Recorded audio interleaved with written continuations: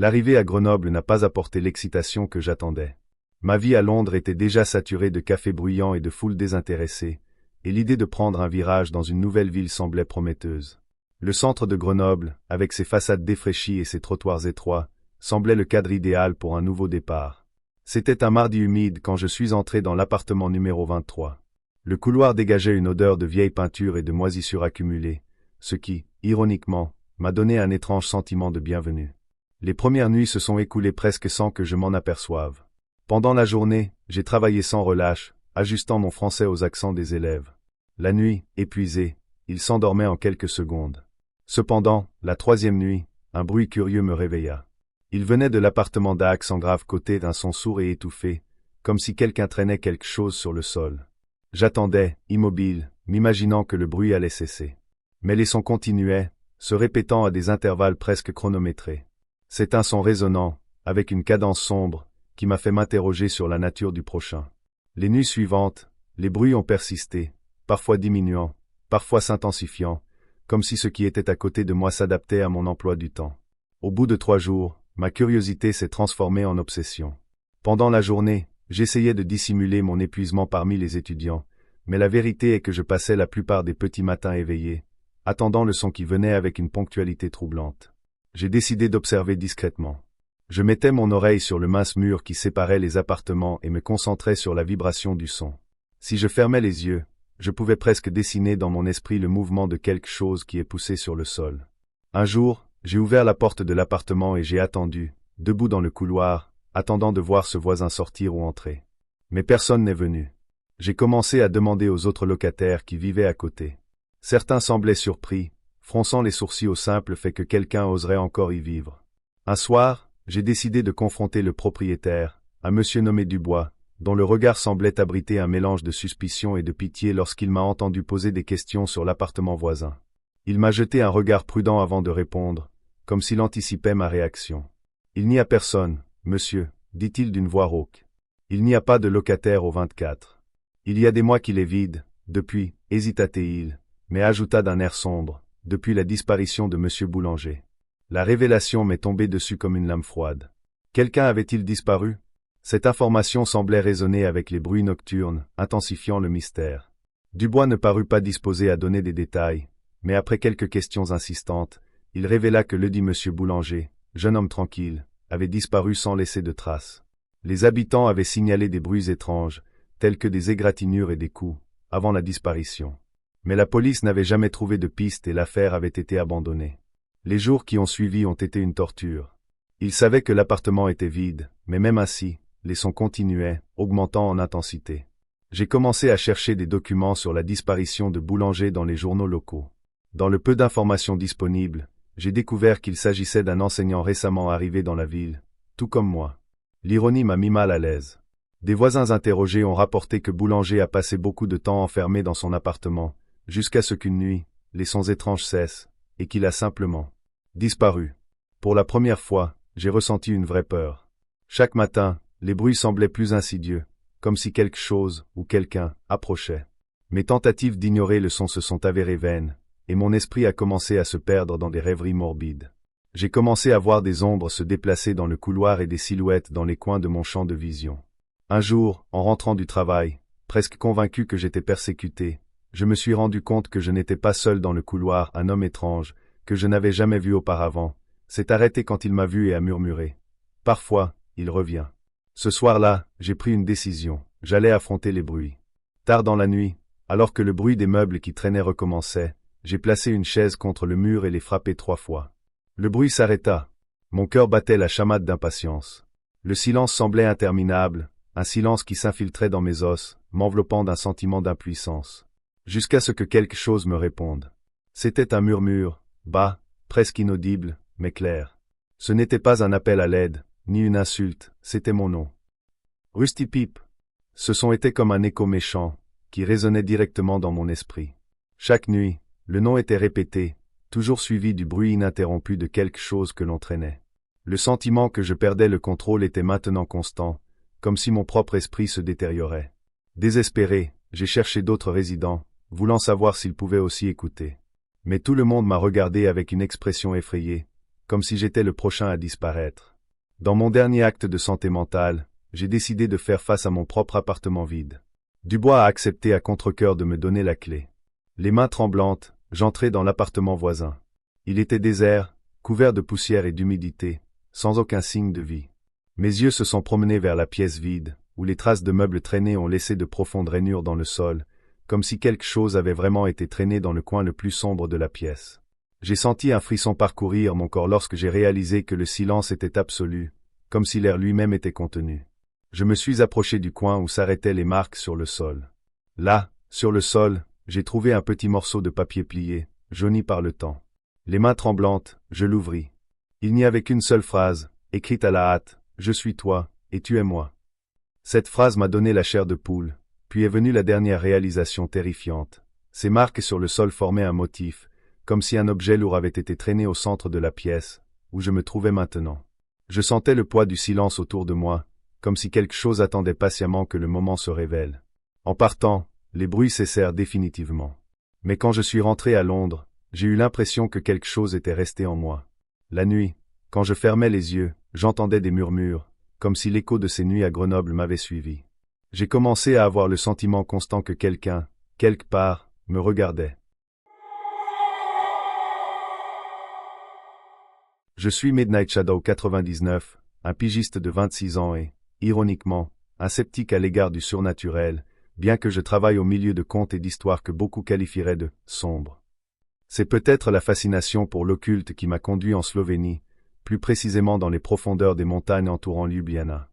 Voyager est quelque chose que je fais souvent, un moyen de trouver l'inspiration. Mais en fait, j'ai toujours cherché à comprendre ce qui attire tant de gens vers les histoires de fantômes et les légendes urbaines. Cette fois-ci, ce serait différent. Je ne me contentais pas de lire sur la légende, j'étais en train de la vivre. Dès mon arrivée à Ljubljana, j'ai entendu les premiers murmures sur la fiancée de la croisée des chemins. On aurait dit que l'une de ces histoires se répétait tellement de fois que les détails commençaient à perdre de leur force et à se transformer en mythes déguisés en souvenirs. On disait que cette mariée apparaissait les nuits les plus sombres, aux intersections du village, vêtue d'une robe blanche et avec des yeux qui ressemblaient aux fentes d'un vide sombre. Toujours au même endroit, un village caché parmi les sommets escarpés, que tout le monde évitait, sauf ceux qui voulaient tester leur courage ou prouver, comme je l'ai fait, que les légendes ne sont que cela, des légendes. J'ai décidé d'y aller. Quelque chose en moi me disait que ce serait une chance unique, peut-être la chance de prouver que les histoires que les gens racontaient n'étaient que des fragments de vieilles croyances et de superstitions. J'ai pris une voiture de location et, avec la carte à la main, j'ai tracé le chemin jusqu'au village. Les routes commençaient à disparaître sous le brouillard à mesure que l'altitude augmentait. Le dernier panneau était rouillé, presque illisible, et je ne savais plus si j'étais sur la bonne route. Le village apparaissait comme une silhouette à l'horizon, un petit ensemble de maisons oubliées, recouvertes d'une fine couche de brouillard. J'ai garé la voiture dans l'allée et, en m'approchant, un sentiment d'inconfort m'a envahi. Ce n'était pas la peur, mais la conscience aiguë que cet endroit contenait quelque chose d'ancien, une présence qui allait au-delà des histoires. Dès que j'ai mis le pied à l'entrée principale du village, le vent a semblé s'arrêter, comme si même la nature refusait d'être témoin de ce qui allait se passer. Une taverne abandonnée marquait le centre du village, et à côté se trouvait une croix en bois, patinée. Fiancée de la croisée des chemins, pensais-je, en me rappelant les histoires que j'avais entendues. La plupart parlaient d'une femme qui avait été abandonnée à l'hôtel et qui, en désespoir de cause, s'était suicidée à l'entrée du village. On disait que son esprit y errait encore, à la recherche de ceux qui osaient passer par son lieu de lamentation. J'ai décidé d'explorer. Les premières heures n'étaient que cela, des heures vides, avec rien de plus que le bruit du vent qui s'écrase contre les murs fissurés et les fenêtres brisées. Le silence de ce village était absolu, presque intentionnel, et je commençais à sentir que la solitude du lieu m'engloutissait. Quand j'ai finalement décidé de rentrer, j'ai réalisé que j'avais perdu le cap. Les maisons semblaient muettes, comme si elles s'étaient fermées à moi, comme les gardiennes d'un secret que je n'avais pas encore découvert. C'est là que je l'ai entendu. Ce n'est pas le bruit du vent ou le grincement des vieilles portes, mais un gémissement sourd et lointain, comme le doux chant de quelqu'un qui a oublié comment arrêter de souffrir. Le bruit provenait d'une des ruelles qui menaient à une impasse. La musique était mélancolique, et j'ai ressenti un frisson en m'approchant.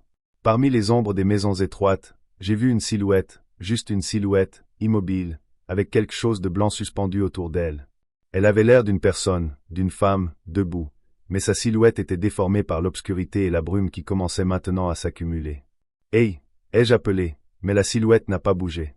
Je me suis rapproché de quelques pas, mais l'air s'est épaissi, comme si quelque chose me pressait contre ma poitrine, m'empêchant de respirer. La femme s'est finalement tournée vers moi. Son visage était recouvert d'un voile translucide, mais ses yeux, c'étaient des puits de ténèbres. J'ai ressenti une vague d'effroi profond, le genre de peur qui s'infiltre dans les os et fait glacer le sang. Elle murmura quelque chose, mais le vent emporta les mots avant que je puisse les comprendre. J'ai commencé à reculer, mais elle a bougé, avançant sans faire un seul pas, comme si elle glissait. J'ai couru, désespéré, sans regarder en arrière. Le brouillard s'épaissit et les ruelles du village commencèrent à se plier et à se tordre de manière impossible. Tout semblait tourner, et chaque fois qu'il pensait avoir quitté le village, il se retrouvait face à face avec la même croix en bois au centre. C'est alors que la réalité a été déformée. Il n'y avait pas d'issue. Ce n'est qu'à l'aube que j'ai retrouvé le chemin de la voiture. J'avais les pieds en sang et je ne savais pas combien de temps s'était écoulé.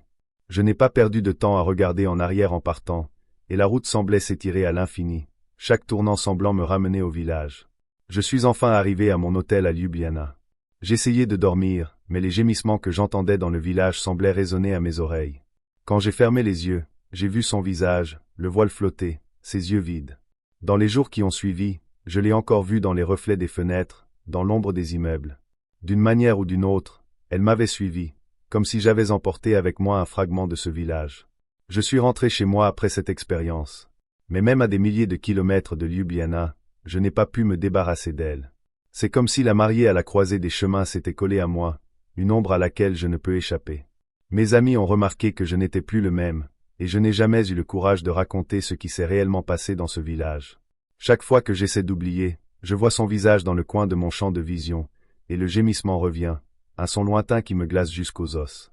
Je ne suis jamais retourné en Slovénie, et bien que beaucoup de temps se soit écoulé, je n'ai jamais pu me libérer complètement.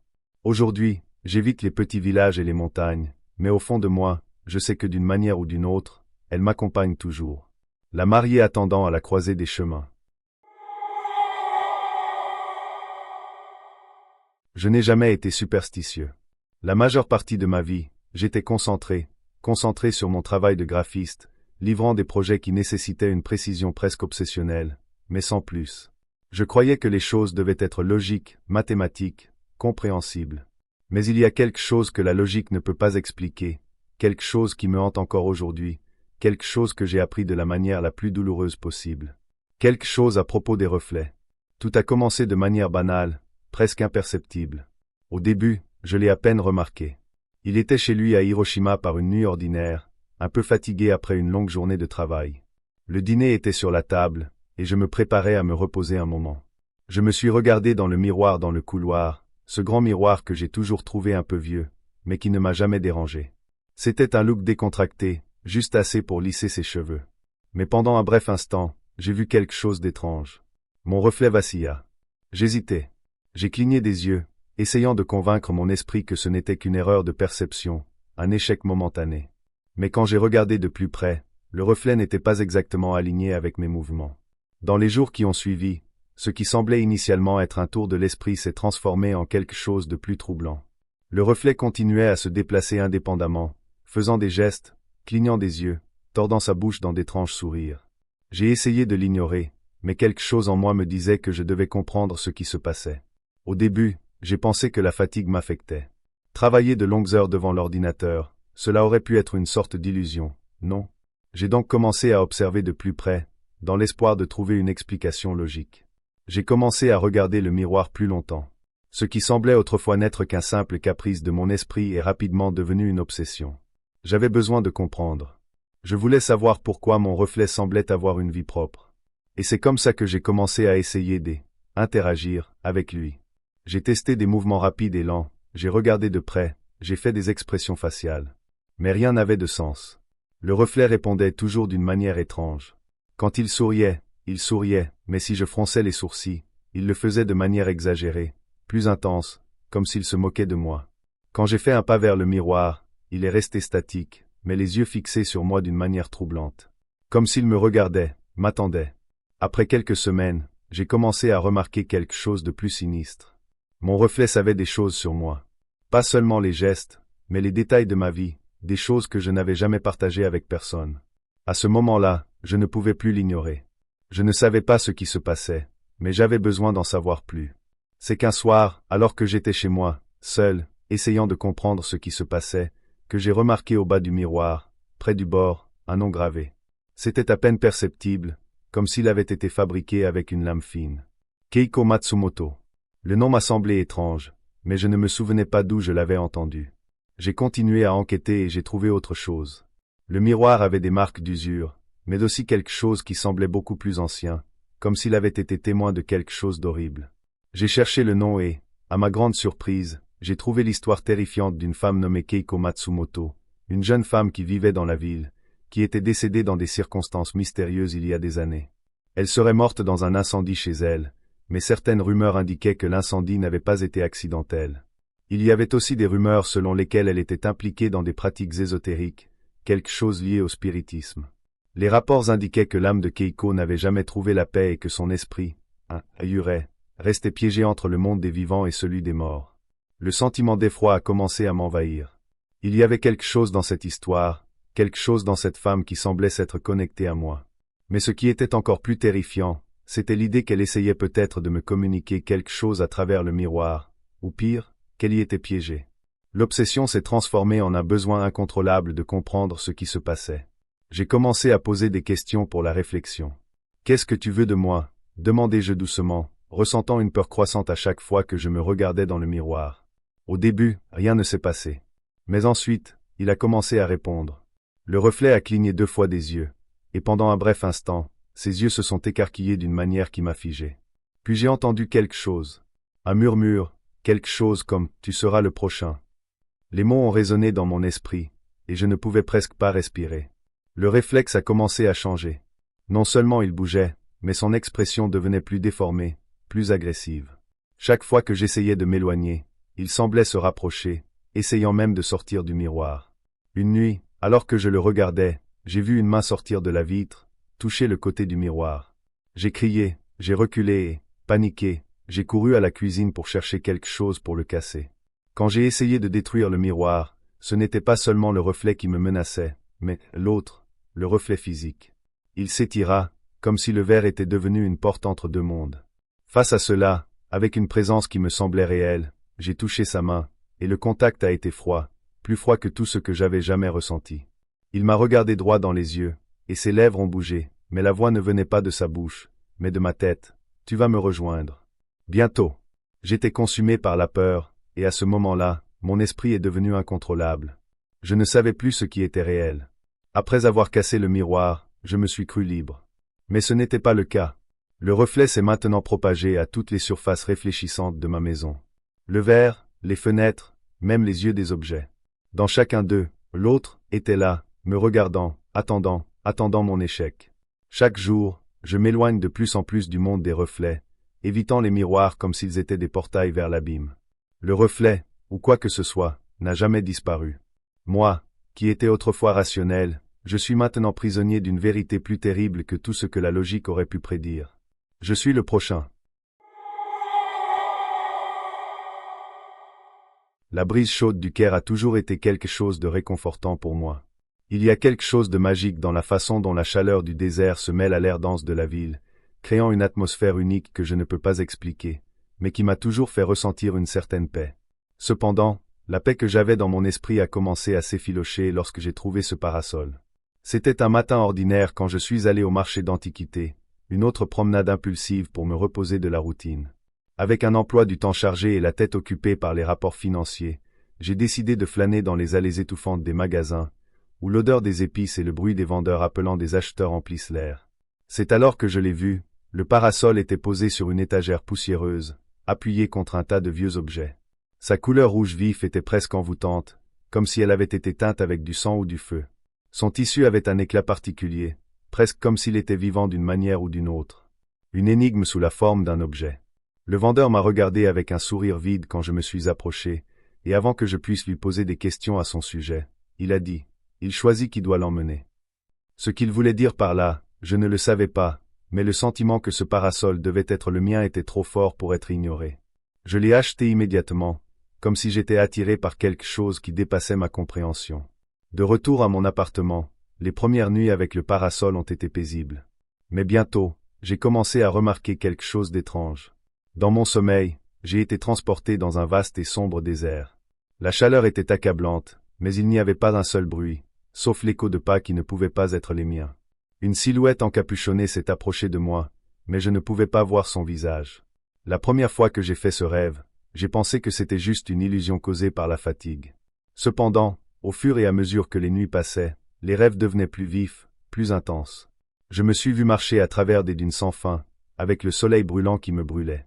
Chaque pas devenait plus difficile, plus lourd, et le sentiment de quelque chose que je ne pouvais pas comprendre me consumait.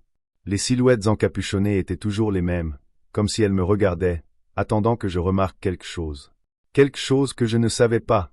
La 4e nuit, je me suis réveillé d'un cauchemar, haletant, avec des sueurs froides coulant sur mon front. Le sentiment d'être appelé dans ce désert était écrasant. Je savais qu'il était en quelque sorte relié au parasol. Il n'était pas qu'un simple objet de mémoire. J'avais besoin de comprendre ce qui se passait. Pendant la journée, j'ai commencé à faire des recherches sur le marché d'antiquités et le parasol. Je suis allé chercher des informations sur le vendeur, qui ressemblait plus à une ombre qu'à une personne réelle. J'ai découvert que le marché avait une histoire de transactions mystérieuses et que certains des objets qui y étaient vendus avaient un passé sombre. Mais le parasol, en particulier, semblait avoir été oublié par tout le monde. Personne ne connaissait avec certitude son origine. Ma recherche m'a conduit à une vieille archive de registres de marché. Parmi les papiers jaunis, j'ai trouvé une référence à l'ombrelle rouge. Il avait appartenu à un homme nommé Farid, un marchand qui avait disparu depuis des décennies. Le plus étrange, c'était l'histoire de Farid. Il avait été retrouvé mort dans un désert, avec une expression de terreur sur le visage, comme s'il fuyait quelque chose. Cependant, le parasol a été retrouvé en sa possession, intact, comme s'il s'agissait du seul héritage qu'il a laissé. Il y avait une référence cryptique dans l'un des enregistrements, quelque chose à propos des descendants, mais ce n'était pas clair. C'était comme si le parasol était destiné à quelque chose, ou à quelqu'un. Le sentiment d'être connecté à cet objet grandissait chaque jour. J'ai alors décidé d'inspecter le parasol de plus près. Quand je l'ai ouvert pour vérifier à l'intérieur, quelque chose m'a fait hésiter. À l'intérieur du tube métallique, j'ai trouvé un vieux morceau de papier, plié avec soin. Les mots qui y étaient écrits étaient peu nombreux, mais suffisants pour me glacer. À la lignée se croise dans le désert. Les descendants doivent retourner au point d'origine. Je ne savais pas ce que cela signifiait, mais j'avais l'impression que les mots se référaient à moi. Quelque chose en moi, une force inexplicable, me disait que j'étais plus qu'un simple curieux qui achetait un objet. On m'appelait. Ma lignée, peu importe ce que cela signifiait, était en quelque sorte liée à cet artefact. Les nuits continuaient à me tourmenter avec des rêves de plus en plus intenses. Cependant, je commençais maintenant à voir plus clairement ce qui se passait. Le désert n'était pas seulement un lieu physique. C'était un état d'esprit, une traversée par quelque chose de profond et d'ancestral. Les silhouettes encapuchonnées m'entouraient chaque fois que j'essayais d'avancer. Mais quelque chose a changé. Je savais que je devais aller plus loin, que je devais trouver le point d'origine, là où le passé et le présent se rencontraient. Le rêve le plus vif est venu une semaine plus tard. J'étais de retour dans le désert, marchant à nouveau, quand l'un des personnages encapuchonnés s'est révélé devant moi. Elle me tendit la main, et moi, sans savoir pourquoi, je la suivis. Elle me conduisit jusqu'à un grand rocher, où une inscription était gravée sur la pierre. Les paroles étaient en arabe, mais je comprenais le message. C'était le nom de Farid, et plus important encore, la mention d'un pacte qui avait été conclu avec quelque chose de sombre, quelque chose qui m'attendait. Je me suis réveillé avec un sentiment de terreur indescriptible. J'avais besoin de partir. J'avais besoin de laisser ce parasol derrière moi, où que j'aille, et de m'éloigner de ce poids. Il ne pouvait plus supporter l'idée d'être piégé dans quelque chose d'aussi maléfique. Ce désert n'était pas seulement un endroit dans mes rêves. Il était en moi. J'ai décidé d'emmener le parasol dans le désert, où Farid était mort, et de le laisser là. Mais quand j'ai atteint la lisière du désert, j'ai été consumé par le sentiment de ne pas pouvoir m'échapper. Les rêves, la connexion, tout m'appelait à revenir. Une force invisible m'a attiré. Je ne savais pas ce qui allait se passer, mais je savais que ma vie ne serait plus jamais la même. Le parasol, et tout ce qu'il représentait, étaient intimement liés à mon identité d'une manière que je n'aurais jamais pu comprendre pleinement. Mais ce qui m'attendait dans le désert, c'était quelque chose de plus que de simples réponses. Je n'avais pas d'autre choix que de suivre l'appel, et si cela signifiait ma destruction, alors je devais y faire face. Maintenant, en regardant le parasol, qui est resté dans mon bureau, je ne peux pas échapper au sentiment qu'il n'est plus seulement avec moi. Il fait partie de quelque chose qui me dépasse, quelque chose qui attend de se révéler. Et d'une manière ou d'une autre, je sais que le désert, le silence et les silhouettes encapuchonnées ne me laisseront jamais tranquille. Ils font partie de mon passé, de mon présent et probablement de mon avenir. J'ai toujours su que Poznan avait ses secrets. En tant que bibliothécaire, il n'était pas rare de trouver des trésors oubliés parmi les piles de livres poussiéreux. Mais rien n'aurait pu me préparer à ce que j'ai trouvé en cet après-midi pluvieux, alors que j'organisais une section apparemment inoffensive de la bibliothèque municipale. Ce n'est pas le bruit des gouttes de pluie frappant les fenêtres ou le sentiment de solitude dans cet endroit qui m'a attiré ce jour-là. C'était le livre. Il était là, caché derrière une pile de volumes de la littérature polonaise du XIXe siècle. Il n'y avait pas de titre sur la couverture, seulement des symboles inhabituels gravés dans l'or, qui semblaient presque bouger sous la douce lumière de la lampe au-dessus. Quand je l'ai touché, j'ai ressenti une légère vibration, une sensation indescriptible, qui a semblé s'étendre du bout de mes doigts jusqu'au centre de mon âme. Je savais, sans l'ombre d'un doute, que quelque chose n'allait pas, mais la curiosité était plus forte que la peur.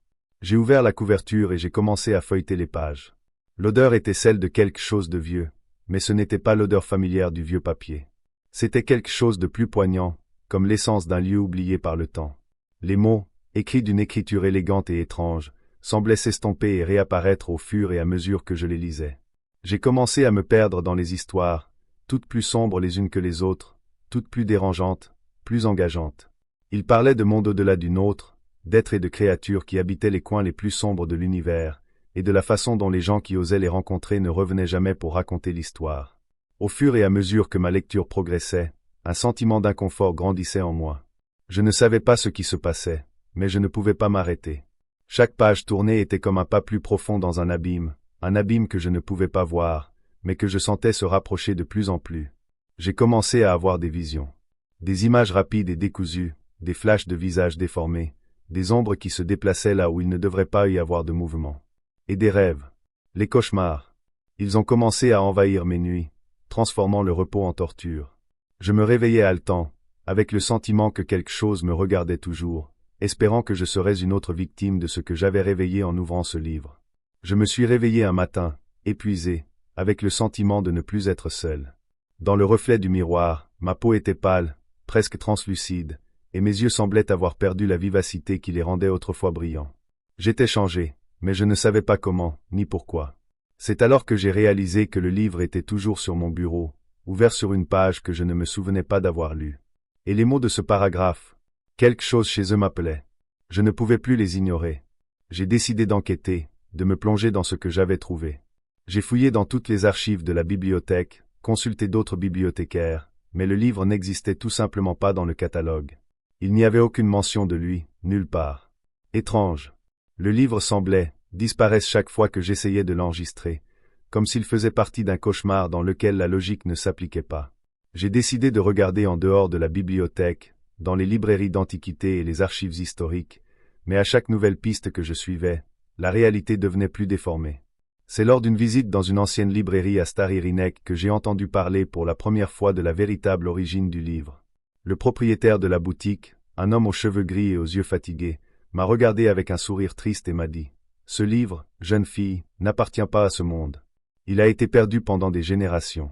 Et celui qui le trouve, eh bien, votre destin est déjà scellé. » Je suis allé chercher plus d'informations, en lisant des textes anciens sur des livres rares et maudits qui circulaient dans les collections privées des bibliothèques européennes.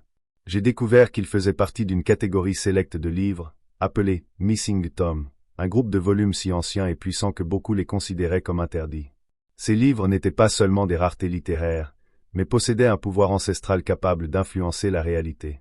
Lorsqu'ils étaient lus, ils défiaient les lois naturelles, transportant leurs lecteurs dans des endroits au-delà de la compréhension humaine. Maintenant, je savais. Quoi qu'il en soit, le livre que j'avais trouvé avait été maudit. Ceux qui l'ont lu étaient consumés par un destin tragique, et il n'y avait pas d'échappatoire. Ceux qui ont osé chercher leurs origines ont disparu sans laisser de traces. J'étais en prison. Le livre ne serait plus seulement une curiosité. Il était devenu ma phrase. Les pages suivantes ont commencé à prendre tout leur sens. Les cauchemars que je faisais n'étaient pas seulement des rêves. C'étaient des visions d'événements qui se passaient dans les pages du livre, mais d'une certaine manière, réelles. J'ai vu des scènes se passer dans ma maison, dans la rue, même dans la bibliothèque elle-même.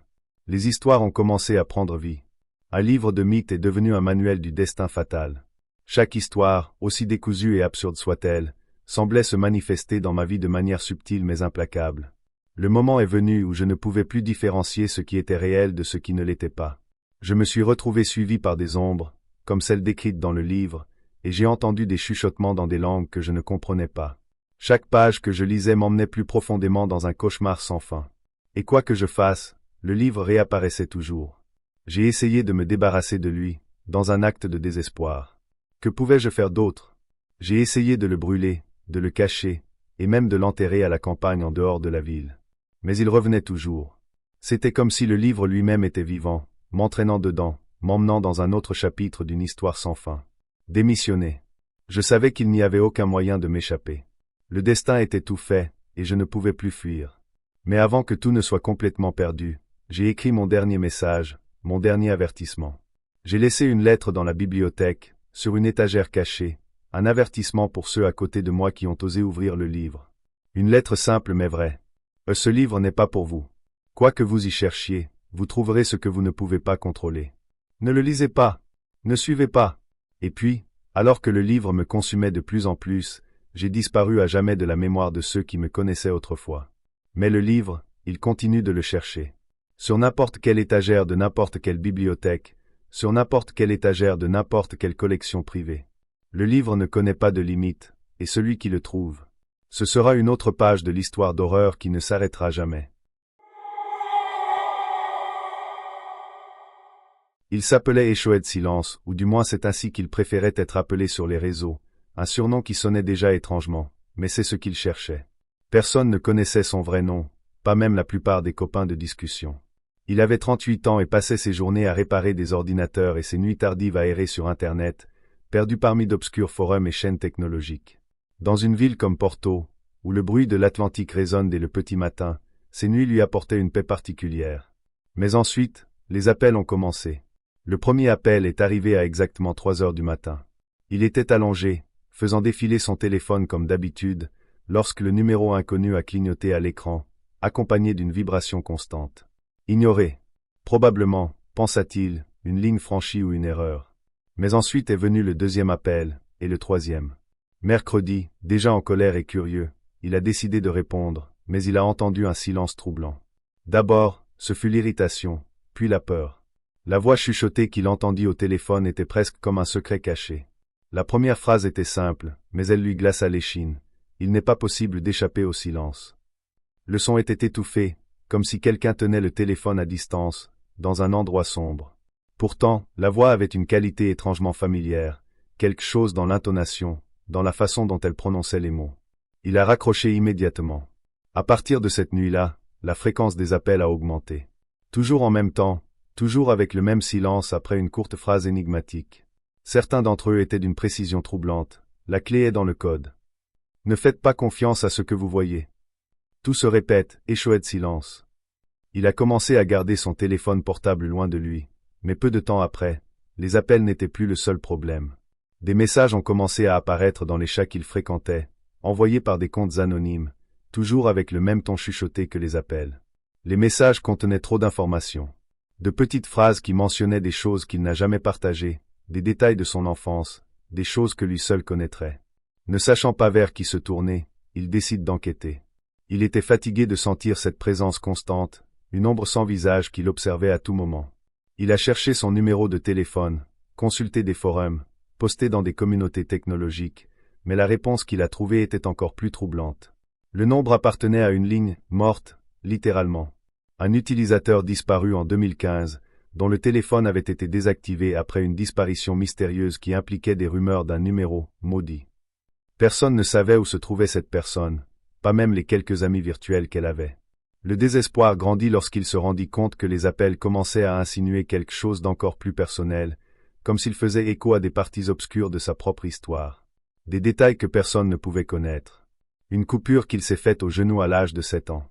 Votre manie de vous ronger les ongles. La voix inconnue décrivait les lieux qu'il fréquentait, les rues de Porto, les détails de sa routine. C'était comme si, d'une manière ou d'une autre, cette voix savait tout sur lui. Il a essayé de bloquer le numéro, mais sans succès.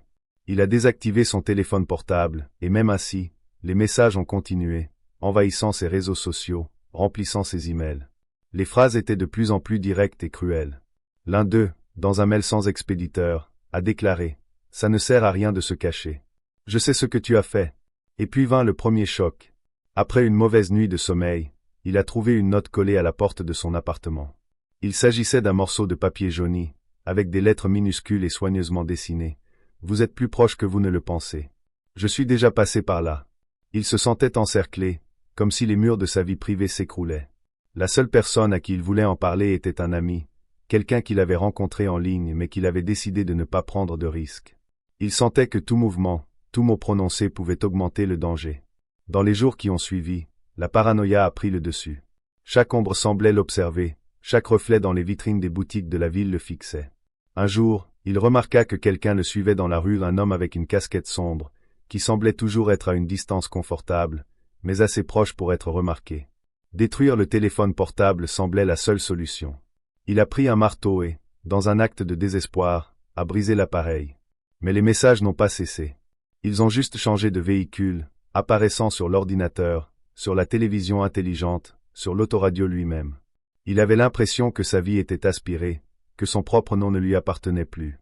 Chaque nuit, le sentiment que cette voix le connaissait profondément s'intensifiait, révélant davantage ses défauts, ses peurs et ses regrets.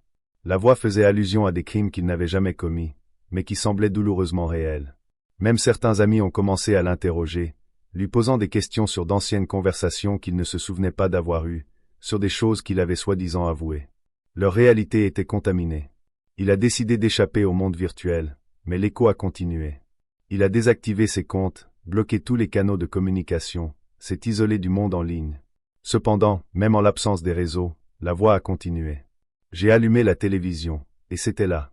La radio dans la voiture, le bruit de la machine à café, tout semblait faire ce chuchotement. Finalement, il a tenté un dernier recours. Il a rencontré un vieux technicien, quelqu'un qui travaillait dans le monde souterrain de la technologie et qui lui a promis de pouvoir nettoyer sa présence numérique en la supprimant complètement des systèmes. Mais lorsque l'entraîneur a accédé aux données d'écho et de silence, son expression de confiance s'est transformée en un regard de pure horreur. Il n'a prononcé qu'une seule phrase avant d'éteindre l'ordinateur et de refuser de l'aider. Quoi qu'il en soit, il n'est pas sur le réseau. C'est en vous. Maintenant, il est seul, de plus en plus isolé du monde extérieur, effrayé même de sa propre ombre. Il se demande, assis dans l'obscurité, si c'est vraiment lui qui s'est perdu sur Internet ou si quelque chose l'a trouvé et ne l'a jamais laissé partir.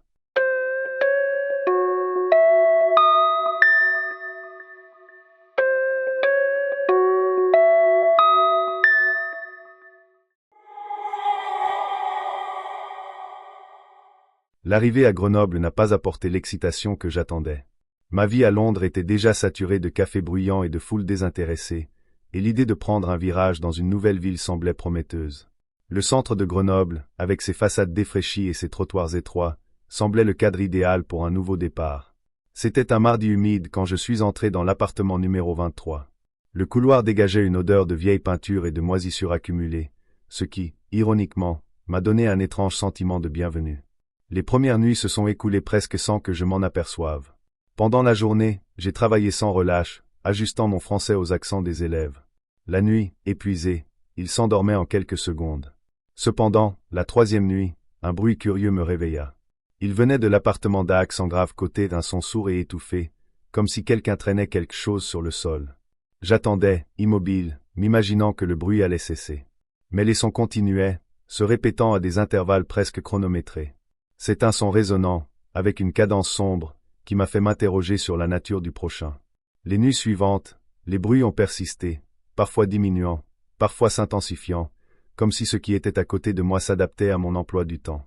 Au bout de 3 jours, ma curiosité s'est transformée en obsession. Pendant la journée, j'essayais de dissimuler mon épuisement parmi les étudiants, mais la vérité est que je passais la plupart des petits matins éveillés, attendant le son qui venait avec une ponctualité troublante. J'ai décidé d'observer discrètement. Je mettais mon oreille sur le mince mur qui séparait les appartements et me concentrais sur la vibration du son. Si je fermais les yeux, je pouvais presque dessiner dans mon esprit le mouvement de quelque chose qui est poussé sur le sol. Un jour, j'ai ouvert la porte de l'appartement et j'ai attendu, debout dans le couloir, attendant de voir ce voisin sortir ou entrer. Mais personne n'est venu. J'ai commencé à demander aux autres locataires qui vivaient à côté. Certains semblaient surpris, fronçant les sourcils au simple fait que quelqu'un oserait encore y vivre. Un soir, j'ai décidé de confronter le propriétaire, un monsieur nommé Dubois, dont le regard semblait abriter un mélange de suspicion et de pitié lorsqu'il m'a entendu poser des questions sur l'appartement voisin. Il m'a jeté un regard prudent avant de répondre, comme s'il anticipait ma réaction. « Il n'y a personne, monsieur, dit-il d'une voix rauque. Il n'y a pas de locataire au 24. Il y a des mois qu'il est vide, depuis, hésita-t-il, mais ajouta d'un air sombre, depuis la disparition de monsieur Boulanger. La révélation m'est tombée dessus comme une lame froide. Quelqu'un avait-il disparu? Cette information semblait résonner avec les bruits nocturnes, intensifiant le mystère. Dubois ne parut pas disposé à donner des détails, mais après quelques questions insistantes, il révéla que ledit monsieur Boulanger, jeune homme tranquille, avait disparu sans laisser de traces. Les habitants avaient signalé des bruits étranges, tels que des égratignures et des coups, avant la disparition. Mais la police n'avait jamais trouvé de piste et l'affaire avait été abandonnée. Les jours qui ont suivi ont été une torture. Ils savaient que l'appartement était vide, mais même ainsi, les sons continuaient, augmentant en intensité. J'ai commencé à chercher des documents sur la disparition de Boulanger dans les journaux locaux. Dans le peu d'informations disponibles, j'ai découvert qu'il s'agissait d'un enseignant récemment arrivé dans la ville, tout comme moi. L'ironie m'a mis mal à l'aise. Des voisins interrogés ont rapporté que Boulanger a passé beaucoup de temps enfermé dans son appartement, jusqu'à ce qu'une nuit, les sons étranges cessent, et qu'il a simplement disparu. Pour la première fois, j'ai ressenti une vraie peur. Chaque matin, les bruits semblaient plus insidieux, comme si quelque chose, ou quelqu'un, approchait. Mes tentatives d'ignorer le son se sont avérées vaines, et mon esprit a commencé à se perdre dans des rêveries morbides. J'ai commencé à voir des ombres se déplacer dans le couloir et des silhouettes dans les coins de mon champ de vision. Un jour, en rentrant du travail, presque convaincu que j'étais persécuté, je me suis rendu compte que je n'étais pas seul dans le couloir. Un homme étrange, que je n'avais jamais vu auparavant, s'est arrêté quand il m'a vu et a murmuré. Parfois, il revient. Ce soir-là, j'ai pris une décision, j'allais affronter les bruits. Tard dans la nuit, alors que le bruit des meubles qui traînaient recommençait, j'ai placé une chaise contre le mur et l'ai frappé 3 fois. Le bruit s'arrêta. Mon cœur battait la chamade d'impatience. Le silence semblait interminable, un silence qui s'infiltrait dans mes os, m'enveloppant d'un sentiment d'impuissance. Jusqu'à ce que quelque chose me réponde. C'était un murmure, bas, presque inaudible, mais clair. Ce n'était pas un appel à l'aide, ni une insulte, c'était mon nom. Rusty Peep. Ce son était comme un écho méchant, qui résonnait directement dans mon esprit. Chaque nuit, le nom était répété, toujours suivi du bruit ininterrompu de quelque chose que l'on traînait. Le sentiment que je perdais le contrôle était maintenant constant, comme si mon propre esprit se détériorait. Désespéré, j'ai cherché d'autres résidents, voulant savoir s'ils pouvaient aussi écouter. Mais tout le monde m'a regardé avec une expression effrayée, comme si j'étais le prochain à disparaître. Dans mon dernier acte de santé mentale, j'ai décidé de faire face à mon propre appartement vide. Dubois a accepté à contre-cœur de me donner la clé. Les mains tremblantes, j'entrai dans l'appartement voisin. Il était désert, couvert de poussière et d'humidité, sans aucun signe de vie. Mes yeux se sont promenés vers la pièce vide, où les traces de meubles traînés ont laissé de profondes rainures dans le sol, comme si quelque chose avait vraiment été traîné dans le coin le plus sombre de la pièce. J'ai senti un frisson parcourir mon corps lorsque j'ai réalisé que le silence était absolu, comme si l'air lui-même était contenu. Je me suis approché du coin où s'arrêtaient les marques sur le sol. Là, sur le sol, j'ai trouvé un petit morceau de papier plié, jauni par le temps. Les mains tremblantes, je l'ouvris. Il n'y avait qu'une seule phrase, écrite à la hâte, « Je suis toi, et tu es moi ». Cette phrase m'a donné la chair de poule, puis est venue la dernière réalisation terrifiante. Ces marques sur le sol formaient un motif, comme si un objet lourd avait été traîné au centre de la pièce, où je me trouvais maintenant. Je sentais le poids du silence autour de moi, comme si quelque chose attendait patiemment que le moment se révèle. En partant, les bruits cessèrent définitivement. Mais quand je suis rentré à Londres, j'ai eu l'impression que quelque chose était resté en moi. La nuit, quand je fermais les yeux, j'entendais des murmures, comme si l'écho de ces nuits à Grenoble m'avait suivi. J'ai commencé à avoir le sentiment constant que quelqu'un, quelque part, me regardait. Je suis Midnight Shadow 99, un pigiste de 26 ans et, ironiquement, un sceptique à l'égard du surnaturel, bien que je travaille au milieu de contes et d'histoires que beaucoup qualifieraient de « sombres ». C'est peut-être la fascination pour l'occulte qui m'a conduit en Slovénie, plus précisément dans les profondeurs des montagnes entourant Ljubljana. Voyager est quelque chose que je fais souvent, un moyen de trouver l'inspiration. Mais en fait, J'ai toujours cherché à comprendre ce qui attire tant de gens vers les histoires de fantômes et les légendes urbaines. Cette fois-ci, ce serait différent. Je ne me contentais pas de lire sur la légende, j'étais en train de la vivre. Dès mon arrivée à Ljubljana, j'ai entendu les premiers murmures sur la fiancée de la croisée des chemins. On aurait dit que l'une de ces histoires se répétait tellement de fois que les détails commençaient à perdre de leur force et à se transformer en mythes déguisés en souvenirs. On disait que cette mariée apparaissait les nuits les plus sombres, aux intersections du village, vêtue d'une robe blanche et avec des yeux qui ressemblaient aux fentes d'un vide sombre. Toujours au même endroit, un village caché parmi les sommets escarpés, que tout le monde évitait, sauf ceux qui voulaient tester leur courage ou prouver, comme je l'ai fait, que les légendes ne sont que cela, des légendes. J'ai décidé d'y aller. Quelque chose en moi me disait que ce serait une chance unique, peut-être la chance de prouver que les histoires que les gens racontaient n'étaient que des fragments de vieilles croyances et de superstitions. J'ai pris une voiture de location et, avec la carte à la main, j'ai tracé le chemin jusqu'au village. Les routes commençaient à disparaître sous le brouillard à mesure que l'altitude augmentait. Le dernier panneau était rouillé, presque illisible, et je ne savais plus si j'étais sur la bonne route. Le village apparaissait comme une silhouette à l'horizon, un petit ensemble de maisons oubliées, recouvertes d'une fine couche de brouillard. J'ai garé la voiture dans l'allée et, en m'approchant, un sentiment d'inconfort m'a envahi. Ce n'était pas la peur, mais la conscience aiguë que cet endroit contenait quelque chose d'ancien, une présence qui allait au-delà des histoires. Dès que j'ai mis le pied à l'entrée principale du village, le vent a semblé s'arrêter, comme si même la nature refusait d'être témoin de ce qui allait se passer. Une taverne abandonnée marquait le centre du village, et à côté se trouvait une croix en bois, patinée. Fiancée de la croisée des chemins, pensais-je, en me rappelant les histoires que j'avais entendues. La plupart parlaient d'une femme qui avait été abandonnée à l'hôtel et qui, en désespoir de cause, s'était suicidée à l'entrée du village. On disait que son esprit y errait encore, à la recherche de ceux qui osaient passer par son lieu de lamentation. J'ai décidé d'explorer. Les premières heures n'étaient que cela, des heures vides, avec rien de plus que le bruit du vent qui s'écrase contre les murs fissurés et les fenêtres brisées. Le silence de ce village était absolu, presque intentionnel, et je commençais à sentir que la solitude du lieu m'engloutissait. Quand j'ai finalement décidé de rentrer, j'ai réalisé que j'avais perdu le cap. Les maisons semblaient muettes, comme si elles s'étaient fermées à moi, comme les gardiennes d'un secret que je n'avais pas encore découvert. C'est là que je l'ai entendu. Ce n'est pas le bruit du vent ou le grincement des vieilles portes, mais un gémissement sourd et lointain, comme le doux chant de quelqu'un qui a oublié comment arrêter de souffrir. Le bruit provenait d'une des ruelles qui menait à une impasse. La musique était mélancolique, et j'ai ressenti un frisson en m'approchant. Parmi les ombres des maisons étroites, j'ai vu une silhouette, juste une silhouette, immobile, avec quelque chose de blanc suspendu autour d'elle. Elle avait l'air d'une personne, d'une femme, debout, mais sa silhouette était déformée par l'obscurité et la brume qui commençaient maintenant à s'accumuler. « Hey !» ai-je appelé, mais la silhouette n'a pas bougé. Je me suis rapproché de quelques pas, mais l'air s'est épaissi, comme si quelque chose me pressait contre ma poitrine, m'empêchant de respirer. La femme s'est finalement tournée vers moi. Son visage était recouvert d'un voile translucide, mais ses yeux, c'étaient des puits de ténèbres. J'ai ressenti une vague d'effroi profond, le genre de peur qui s'infiltre dans les os et fait glacer le sang. Elle murmura quelque chose, mais le vent emporta les mots avant que je puisse les comprendre. J'ai commencé à reculer, mais elle a bougé, avançant sans faire un seul pas, comme si elle glissait. J'ai couru, désespéré, sans regarder en arrière. Le brouillard s'épaissit et les ruelles du village commencèrent à se plier et à se tordre de manière impossible. Tout semblait tourner, et chaque fois qu'il pensait avoir quitté le village, il se retrouvait face à face avec la même croix en bois au centre. C'est alors que la réalité a été déformée. Il n'y avait pas d'issue. Ce n'est qu'à l'aube que j'ai retrouvé le chemin de la voiture. J'avais les pieds en sang et je ne savais pas combien de temps s'était écoulé.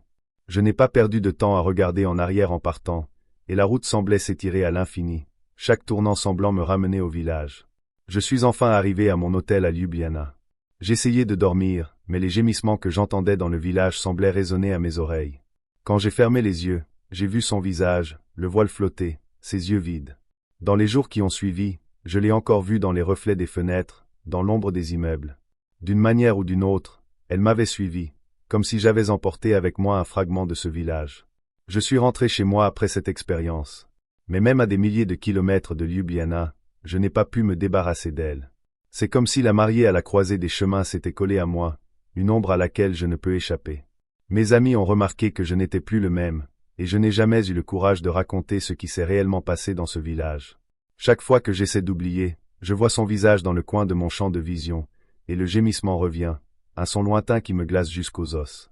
Je ne suis jamais retourné en Slovénie, et bien que beaucoup de temps se soit écoulé, je n'ai jamais pu me libérer complètement. Aujourd'hui, j'évite les petits villages et les montagnes, mais au fond de moi, je sais que d'une manière ou d'une autre, elle m'accompagne toujours. La mariée attendant à la croisée des chemins. Je n'ai jamais été superstitieux. La majeure partie de ma vie, j'étais concentré sur mon travail de graphiste, livrant des projets qui nécessitaient une précision presque obsessionnelle, mais sans plus. Je croyais que les choses devaient être logiques, mathématiques, compréhensibles. Mais il y a quelque chose que la logique ne peut pas expliquer, quelque chose qui me hante encore aujourd'hui, quelque chose que j'ai appris de la manière la plus douloureuse possible. Quelque chose à propos des reflets. Tout a commencé de manière banale, presque imperceptible. Au début, je l'ai à peine remarqué. Il était chez lui à Hiroshima par une nuit ordinaire, un peu fatigué après une longue journée de travail. Le dîner était sur la table, et je me préparais à me reposer un moment. Je me suis regardé dans le miroir dans le couloir, ce grand miroir que j'ai toujours trouvé un peu vieux, mais qui ne m'a jamais dérangé. C'était un look décontracté, juste assez pour lisser ses cheveux. Mais pendant un bref instant, j'ai vu quelque chose d'étrange. Mon reflet vacilla. J'hésitais. J'ai cligné des yeux, essayant de convaincre mon esprit que ce n'était qu'une erreur de perception, un échec momentané. Mais quand j'ai regardé de plus près, le reflet n'était pas exactement aligné avec mes mouvements. Dans les jours qui ont suivi, ce qui semblait initialement être un tour de l'esprit s'est transformé en quelque chose de plus troublant. Le reflet continuait à se déplacer indépendamment, faisant des gestes, clignant des yeux, tordant sa bouche dans d'étranges sourires. J'ai essayé de l'ignorer, mais quelque chose en moi me disait que je devais comprendre ce qui se passait. Au début, j'ai pensé que la fatigue m'affectait. Travailler de longues heures devant l'ordinateur, cela aurait pu être une sorte d'illusion, non? J'ai donc commencé à observer de plus près, dans l'espoir de trouver une explication logique. J'ai commencé à regarder le miroir plus longtemps. Ce qui semblait autrefois n'être qu'un simple caprice de mon esprit est rapidement devenu une obsession. J'avais besoin de comprendre. Je voulais savoir pourquoi mon reflet semblait avoir une vie propre. Et c'est comme ça que j'ai commencé à essayer d'interagir avec lui. J'ai testé des mouvements rapides et lents, j'ai regardé de près, j'ai fait des expressions faciales. Mais rien n'avait de sens. Le reflet répondait toujours d'une manière étrange. Quand il souriait, mais si je fronçais les sourcils, il le faisait de manière exagérée, plus intense, comme s'il se moquait de moi. Quand j'ai fait un pas vers le miroir, il est resté statique, mais les yeux fixés sur moi d'une manière troublante. Comme s'il me regardait, m'attendait. Après quelques semaines, j'ai commencé à remarquer quelque chose de plus sinistre. Mon reflet savait des choses sur moi. Pas seulement les gestes, mais les détails de ma vie, des choses que je n'avais jamais partagées avec personne.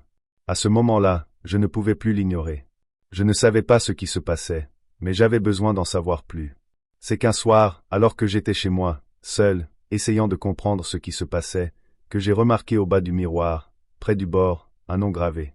C'était à peine perceptible, comme s'il avait été fabriqué avec une lame fine. Keiko Matsumoto. Le nom m'a semblé étrange, mais je ne me souvenais pas d'où je l'avais entendu. J'ai continué à enquêter et j'ai trouvé autre chose. Le miroir avait des marques d'usure, mais aussi quelque chose qui semblait beaucoup plus ancien, comme s'il avait été témoin de quelque chose d'horrible.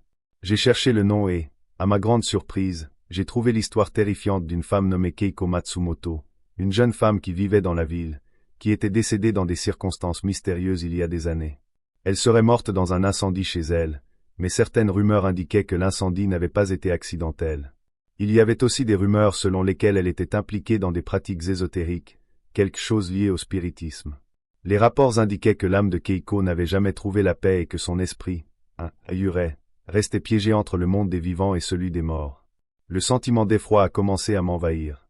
Il y avait quelque chose dans cette histoire, quelque chose dans cette femme qui semblait s'être connectée à moi.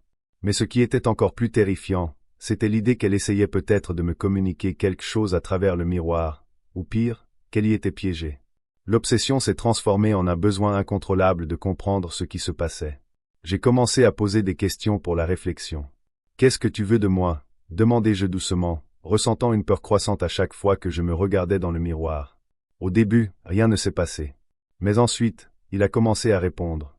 Le reflet a cligné 2 fois des yeux, et pendant un bref instant, ses yeux se sont écarquillés d'une manière qui m'a figé. Puis j'ai entendu quelque chose. Un murmure, quelque chose comme « tu seras le prochain ». Les mots ont résonné dans mon esprit, et je ne pouvais presque pas respirer. Le réflexe a commencé à changer. Non seulement il bougeait, mais son expression devenait plus déformée, plus agressive. Chaque fois que j'essayais de m'éloigner, il semblait se rapprocher, essayant même de sortir du miroir. Une nuit, alors que je le regardais, j'ai vu une main sortir de la vitre, toucher le côté du miroir. J'ai crié, j'ai reculé et, paniqué, j'ai couru à la cuisine pour chercher quelque chose pour le casser. Quand j'ai essayé de détruire le miroir, ce n'était pas seulement le reflet qui me menaçait, mais l'autre, le reflet physique. Il s'étira, comme si le verre était devenu une porte entre deux mondes. Face à cela, avec une présence qui me semblait réelle, j'ai touché sa main, et le contact a été froid, plus froid que tout ce que j'avais jamais ressenti. Il m'a regardé droit dans les yeux, et ses lèvres ont bougé, mais la voix ne venait pas de sa bouche, mais de ma tête. Tu vas me rejoindre. Bientôt. J'étais consumé par la peur, et à ce moment-là, mon esprit est devenu incontrôlable. Je ne savais plus ce qui était réel. Après avoir cassé le miroir, je me suis cru libre. Mais ce n'était pas le cas. Le reflet s'est maintenant propagé à toutes les surfaces réfléchissantes de ma maison. Le verre, les fenêtres, même les yeux des objets. Dans chacun d'eux, l'autre était là, me regardant, attendant mon échec. Chaque jour, je m'éloigne de plus en plus du monde des reflets, évitant les miroirs comme s'ils étaient des portails vers l'abîme. Le reflet, ou quoi que ce soit, n'a jamais disparu. Moi, qui étais autrefois rationnel, je suis maintenant prisonnier d'une vérité plus terrible que tout ce que la logique aurait pu prédire. Je suis le prochain. La brise chaude du Caire a toujours été quelque chose de réconfortant pour moi. Il y a quelque chose de magique dans la façon dont la chaleur du désert se mêle à l'air dense de la ville, créant une atmosphère unique que je ne peux pas expliquer, mais qui m'a toujours fait ressentir une certaine paix. Cependant, la paix que j'avais dans mon esprit a commencé à s'effilocher lorsque j'ai trouvé ce parasol. C'était un matin ordinaire quand je suis allé au marché d'antiquités, une autre promenade impulsive pour me reposer de la routine. Avec un emploi du temps chargé et la tête occupée par les rapports financiers, j'ai décidé de flâner dans les allées étouffantes des magasins, où l'odeur des épices et le bruit des vendeurs appelant des acheteurs emplissent l'air. C'est alors que je l'ai vu, le parasol était posé sur une étagère poussiéreuse, appuyé contre un tas de vieux objets. Sa couleur rouge vif était presque envoûtante, comme si elle avait été teinte avec du sang ou du feu. Son tissu avait un éclat particulier, presque comme s'il était vivant d'une manière ou d'une autre. Une énigme sous la forme d'un objet. Le vendeur m'a regardé avec un sourire vide quand je me suis approché, et avant que je puisse lui poser des questions à son sujet, il a dit « Il choisit qui doit l'emmener ». Ce qu'il voulait dire par là, je ne le savais pas, mais le sentiment que ce parasol devait être le mien était trop fort pour être ignoré. Je l'ai acheté immédiatement, comme si j'étais attiré par quelque chose qui dépassait ma compréhension. De retour à mon appartement, les premières nuits avec le parasol ont été paisibles. Mais bientôt, j'ai commencé à remarquer quelque chose d'étrange. Dans mon sommeil, j'ai été transporté dans un vaste et sombre désert. La chaleur était accablante, mais il n'y avait pas un seul bruit, sauf l'écho de pas qui ne pouvaient pas être les miens. Une silhouette encapuchonnée s'est approchée de moi, mais je ne pouvais pas voir son visage. La première fois que j'ai fait ce rêve, j'ai pensé que c'était juste une illusion causée par la fatigue. Cependant, au fur et à mesure que les nuits passaient, les rêves devenaient plus vifs, plus intenses. Je me suis vu marcher à travers des dunes sans fin, avec le soleil brûlant qui me brûlait. Chaque pas devenait plus difficile, plus lourd, et le sentiment de quelque chose que je ne pouvais pas comprendre me consumait. Les silhouettes encapuchonnées étaient toujours les mêmes, comme si elles me regardaient, attendant que je remarque quelque chose. Quelque chose que je ne savais pas. La 4e nuit, je me suis réveillé d'un cauchemar, haletant, avec des sueurs froides coulant sur mon front. Le sentiment d'être appelé dans ce désert était écrasant. Je savais qu'il était en quelque sorte relié au parasol. Il n'était pas qu'un simple objet de mémoire. J'avais besoin de comprendre ce qui se passait. Pendant la journée, j'ai commencé à faire des recherches sur le marché d'antiquités et le parasol. Je suis allé chercher des informations sur le vendeur, qui ressemblait plus à une ombre qu'à une personne réelle. J'ai découvert que le marché avait une histoire de transactions mystérieuses et que certains des objets qui y étaient vendus avaient un passé sombre. Mais le parasol, en particulier, semblait avoir été oublié par tout le monde. Personne ne connaissait avec certitude son origine. Ma recherche m'a conduit à une vieille archive de registre de marché. Parmi les papiers jaunis, j'ai trouvé une référence à l'ombrelle rouge. Il avait appartenu à un homme nommé Farid, un marchand qui avait disparu depuis des décennies. Le plus étrange, c'était l'histoire de Farid. Il avait été retrouvé mort dans un désert, avec une expression de terreur sur le visage, comme s'il fuyait quelque chose. Cependant, le parasol a été retrouvé en sa possession, intact, comme s'il s'agissait du seul héritage qu'il a laissé. Il y avait une référence cryptique dans l'un des enregistrements, quelque chose à propos des descendants, mais ce n'était pas clair. C'était comme si le parasol était destiné à quelque chose, ou à quelqu'un. Le sentiment d'être connecté à cet objet grandissait chaque jour. J'ai alors décidé d'inspecter le parasol de plus près. Quand je l'ai ouvert pour vérifier à l'intérieur, quelque chose m'a fait hésiter. À l'intérieur du tube métallique, j'ai trouvé un vieux morceau de papier, plié avec soin. Les mots qui y étaient écrits étaient peu nombreux, mais suffisants pour me glacer. À la lignée se croise dans le désert. Les descendants doivent retourner au point d'origine. Je ne savais pas ce que cela signifiait, mais j'avais l'impression que les mots se référaient à moi. Quelque chose en moi, une force inexplicable, me disait que j'étais plus qu'un simple curieux qui achetait un objet. On m'appelait. Ma lignée, peu importe ce que cela signifiait, était en quelque sorte liée à cet artefact. Les nuits continuaient à me tourmenter avec des rêves de plus en plus intenses. Cependant, je commençais maintenant à voir plus clairement ce qui se passait. Le désert n'était pas seulement un lieu physique. C'était un état d'esprit, une traversée par quelque chose de profond et d'ancestral. Les silhouettes encapuchonnées m'entouraient chaque fois que j'essayais d'avancer. Mais quelque chose a changé. Je savais que je devais aller plus loin, que je devais trouver le point d'origine, là où le passé et le présent se rencontraient. Le rêve le plus vif est venu une semaine plus tard. J'étais de retour dans le désert, marchant à nouveau, quand l'un des personnages encapuchonnés s'est révélé devant moi. Elle me tendit la main, et moi, sans savoir pourquoi, je la suivis. Elle me conduisit jusqu'à un grand rocher, où une inscription était gravée sur la pierre. Les paroles étaient en arabe, mais je comprenais le message.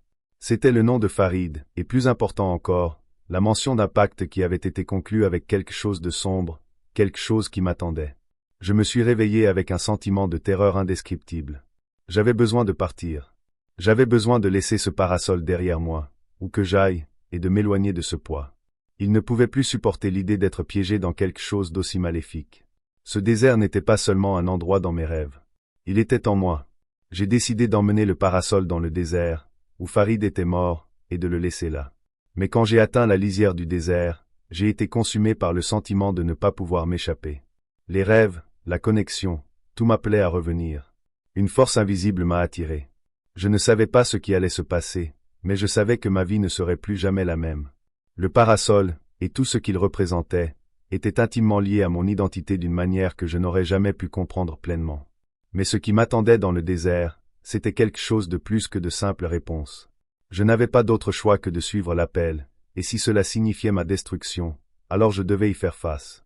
Maintenant, en regardant le parasol, qui est resté dans mon bureau, je ne peux pas échapper au sentiment qu'il n'est plus seulement avec moi.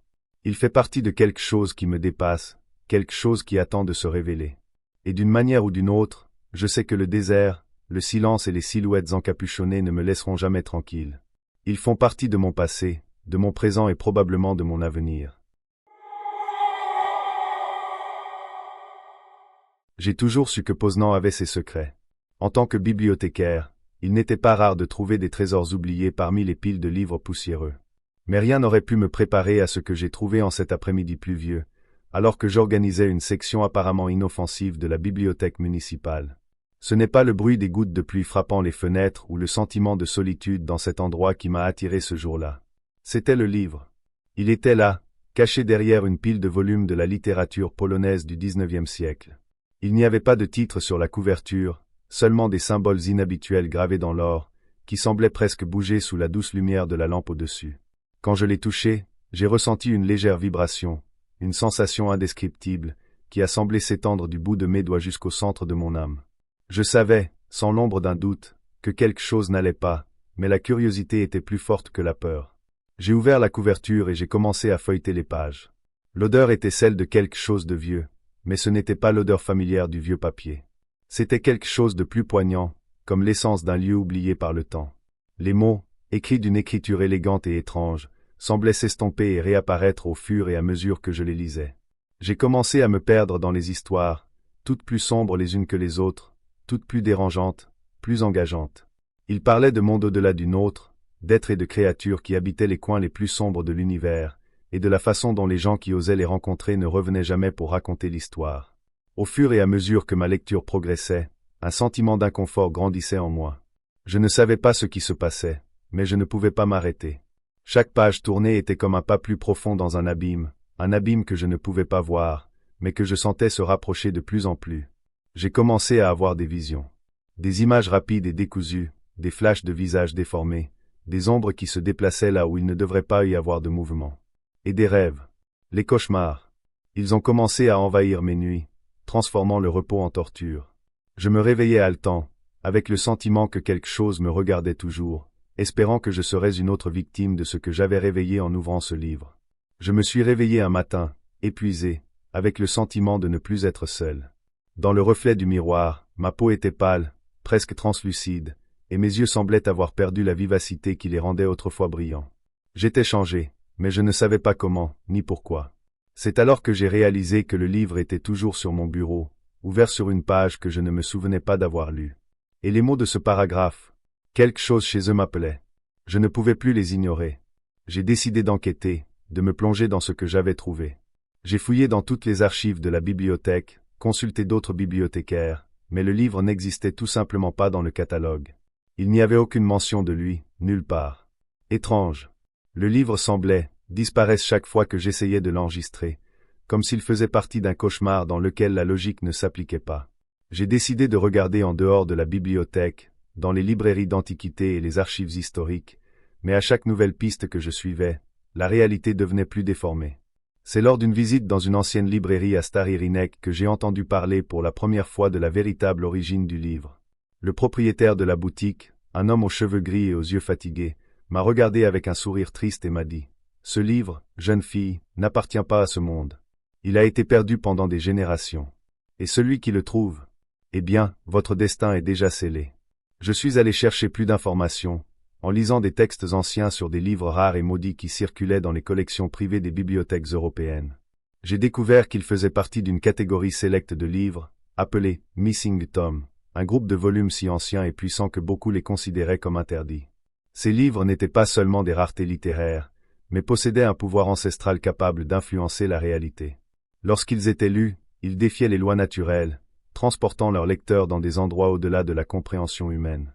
Maintenant, je savais. Quoi qu'il en soit, le livre que j'avais trouvé avait été maudit. Ceux qui l'ont lu étaient consumés par un destin tragique, et il n'y avait pas d'échappatoire. Ceux qui ont osé chercher leurs origines ont disparu sans laisser de traces. J'étais en prison. Le livre ne serait plus seulement une curiosité. Il était devenu ma phrase. Les pages suivantes ont commencé à prendre tout leur sens. Les cauchemars que je faisais n'étaient pas seulement des rêves. C'étaient des visions d'événements qui se passaient dans les pages du livre, mais d'une certaine manière, réelles. J'ai vu des scènes se passer dans ma maison, dans la rue, même dans la bibliothèque elle-même. Les histoires ont commencé à prendre vie. Un livre de mythes est devenu un manuel du destin fatal. Chaque histoire, aussi décousue et absurde soit-elle, semblait se manifester dans ma vie de manière subtile mais implacable.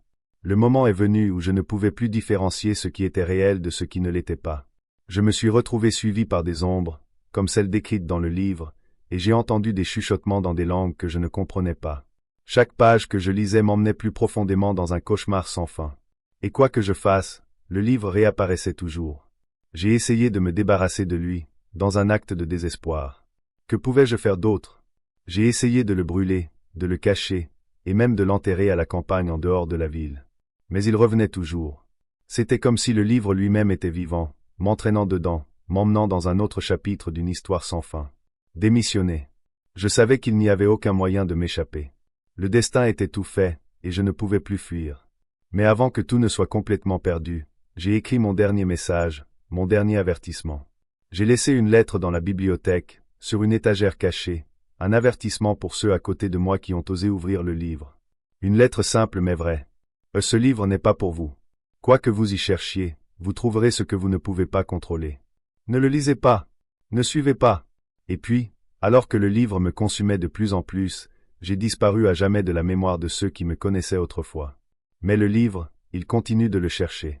Sur n'importe quelle étagère de n'importe quelle bibliothèque, sur n'importe quelle étagère de n'importe quelle collection privée.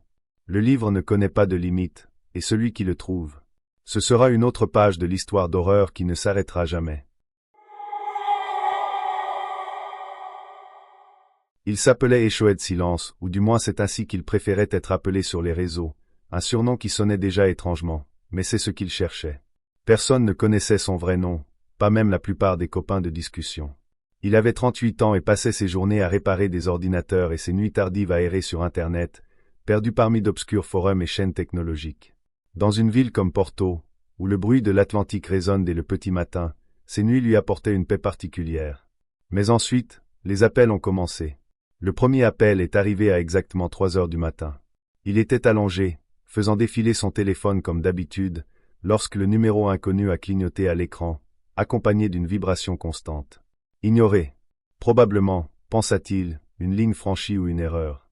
Mais ensuite est venu le deuxième appel, et le troisième. Mercredi, déjà en colère et curieux, il a décidé de répondre, mais il a entendu un silence troublant. D'abord, ce fut l'irritation, puis la peur. La voix chuchotée qu'il entendit au téléphone était presque comme un secret caché. La première phrase était simple, mais elle lui glaça l'échine. Il n'est pas possible d'échapper au silence. Le son était étouffé, comme si quelqu'un tenait le téléphone à distance, dans un endroit sombre. Pourtant, la voix avait une qualité étrangement familière, quelque chose dans l'intonation, dans la façon dont elle prononçait les mots. Il a raccroché immédiatement. À partir de cette nuit-là, la fréquence des appels a augmenté. Toujours en même temps, toujours avec le même silence après une courte phrase énigmatique.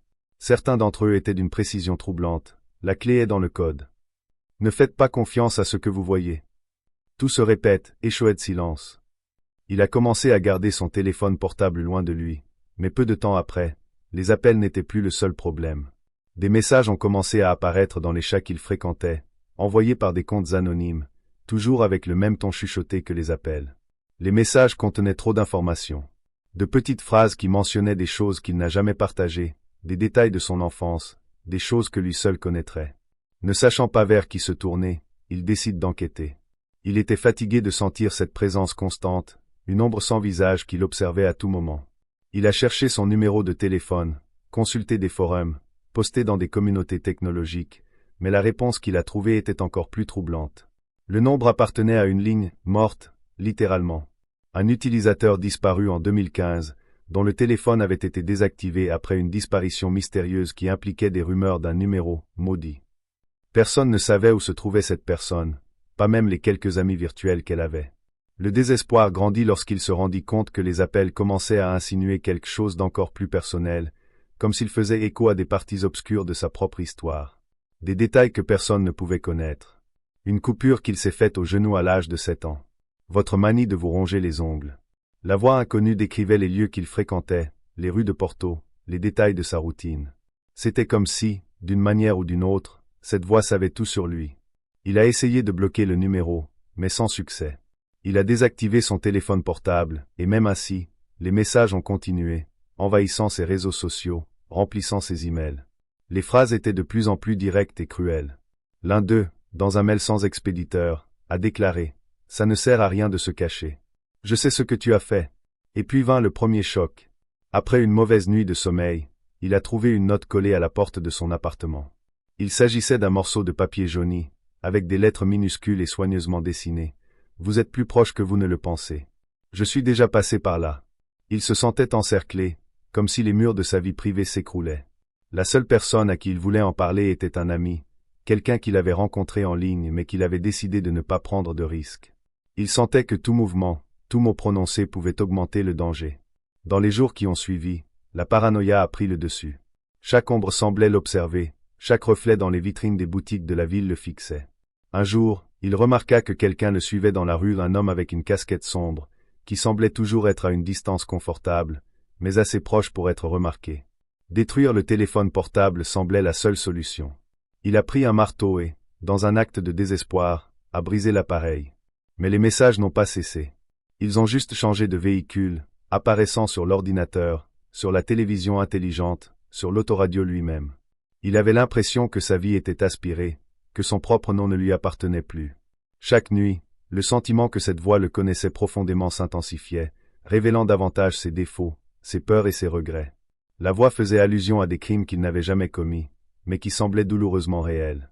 Même certains amis ont commencé à l'interroger, lui posant des questions sur d'anciennes conversations qu'il ne se souvenait pas d'avoir eues, sur des choses qu'il avait soi-disant avouées. Leur réalité était contaminée. Il a décidé d'échapper au monde virtuel, mais l'écho a continué. Il a désactivé ses comptes, bloqué tous les canaux de communication, s'est isolé du monde en ligne. Cependant, même en l'absence des réseaux, la voix a continué. J'ai allumé la télévision, et c'était là. La radio dans la voiture, le bruit de la machine à café, tout semblait faire ce chuchotement. Finalement, il a tenté un dernier recours. Il a rencontré un vieux technicien, quelqu'un qui travaillait dans le monde souterrain de la technologie et qui lui a promis de pouvoir nettoyer sa présence numérique en la supprimant complètement des systèmes. Mais lorsque l'entraîneur a accédé aux données d'écho et de silence, son expression de confiance s'est transformée en un regard de pure horreur. Il n'a prononcé qu'une seule phrase avant d'éteindre l'ordinateur et de refuser de l'aider. Quoi qu'il en soit, il n'est pas sur le réseau. C'est en vous. Maintenant, il est seul, de plus en plus isolé du monde extérieur, effrayé même de sa propre ombre. Il se demande, assis dans l'obscurité, si c'est vraiment lui qui s'est perdu sur Internet ou si quelque chose l'a trouvé et ne l'a jamais laissé partir.